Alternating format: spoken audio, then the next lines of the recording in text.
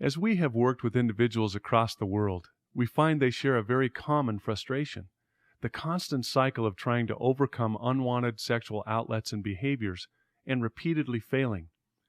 This can leave you with feelings of confusion, shame, self-doubt, and even hopelessness. Throughout the Candeo training, we continually emphasize the fact that there are logical, reasonable, scientific explanations behind your unwanted behaviors and your inability to stop. There are also logical, proven brain science and psychology-based methods and tools to help you break free and get your life back. Before we introduce you to the first of these tools, Face It, Replace It, Connect, it's very important that we help you recognize and confront some of the myths and flawed beliefs you may have about yourself. The professionals at Candeo are often asked, what is the typical profile of someone trying to overcome destructive sexual outlets or behaviors?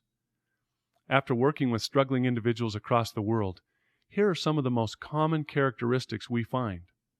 First, they are very bright and intelligent. Second, they tend to be sensitive and caring. And third, they have a personal belief and value system that is important to them. Do these common characteristics surprise you? Once you fully understand the facts and underlying brain science behind your struggles, these characteristics, which may seem to you to be a contradiction, will begin to make perfect sense.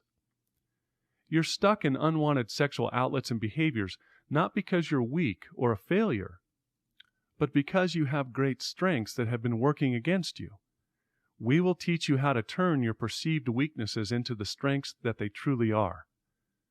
As you start to examine the underlying causes or reasons for your sexual behaviors, it's very important to identify certain myths you may believe about yourself. This flawed thinking can be a barrier to your success. So let's straighten these myths out right now. If anyone finds out about my struggles or learns about my secret life, they could never love or accept me. The truth is, your struggles have nothing to do with your innate worth. You have enormous value and potential. You simply need the right knowledge, tools, skills, and practice to change over time. As you do, your self-esteem and confidence will grow. While others may initially have a difficult time understanding, as they are educated and see your progress, most will become your greatest supporters. I've tried to break free of this hundreds of times and failed. What you've tried in the past is not this program. The Candeo program is based on the latest brain science, research, and direct clinical experience with thousands of individuals. It is effective. With consistent effort, time, and patience, you will succeed. You've probably told yourself or heard from others one or more of the following. You're just not trying hard enough.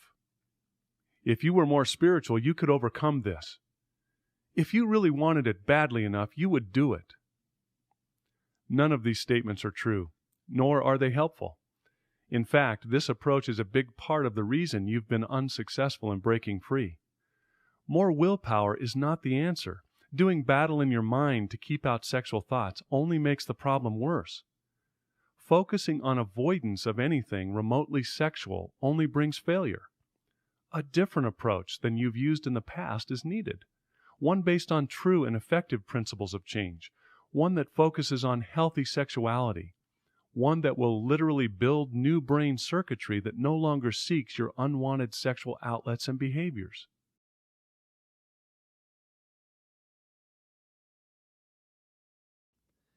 As a coach, I've noticed that when students first come onto the program, or after they have a slip, they make comments like, maybe I just don't want it bad enough, or it just seems too powerful. I don't think I can do this. I also often hear things like, I can't believe I did that. If anybody finds out, it will be the end of me.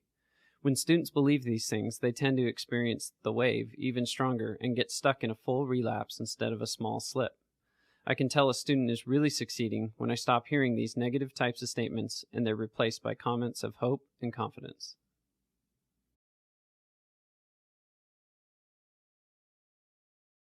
When I was deep into my behaviors, I would tell myself a lot of things. I would tell myself that I would never be free from this, that even though I can resist it for a time, I would always go back. And it was so frustrating.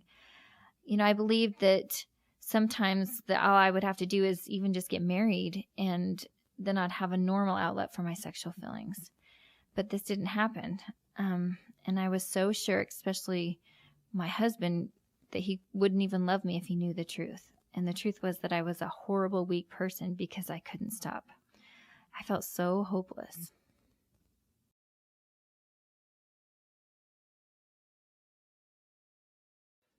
Man, sometimes I wonder if I really wanted to quit, especially after I slipped.